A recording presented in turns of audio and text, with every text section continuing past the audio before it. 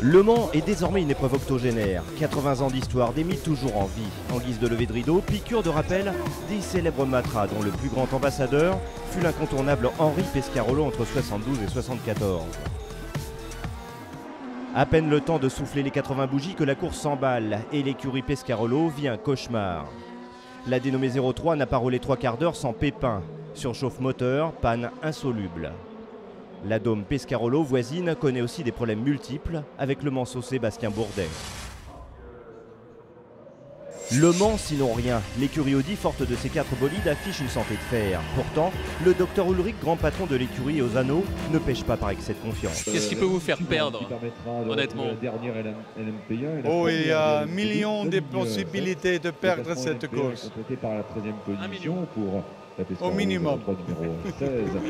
Ces propos sont presque des paroles d'évangile. 19h35, 78e tour. Romain Dumas sort dans la première chicane des Hunaudières. Le temps de faire le ménage, reste 11 km de roulage incertain en direction de son garage.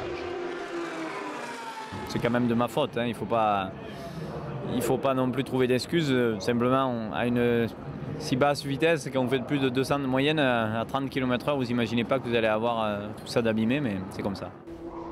20h, le deuxième proto nippon s'envole. Retour sur terre à plus de 200 km/h. Anthony Davidson est sonné, choqué. Heureusement, il n'a que quelques côtes de froissée. Course neutralisée. Bien plus tard, quand la voiture de sécurité s'efface, Nakajima envoie le concept Delta Wing dans le muret. Ça fait désordre. Ceci dit, justice est faite quand la Toyota abandonne à 1h40 du matin, victime d'une casse moteur. Le Mans s'éveille, Léody se chiffonne en tête. Marcel Fassler, à 9h, commet l'erreur. Christensen n'en demandait pas mieux. Pourtant, le Danois ne gagnera pas une 9e fois dans la Sarthe. À l'heure du déjeuner, son coéquipier McNish sort bêtement de la piste. Il y a des dégâts. Juste avant, Benoît Tréluyer part en tête à queue sans réelle conséquence. La firme allemande se fait des frayeurs. L'interruption de course joue quand même en faveur de Tréluyer, Fassler et Lautreur. Vainqueur pour la 2e année consécutive.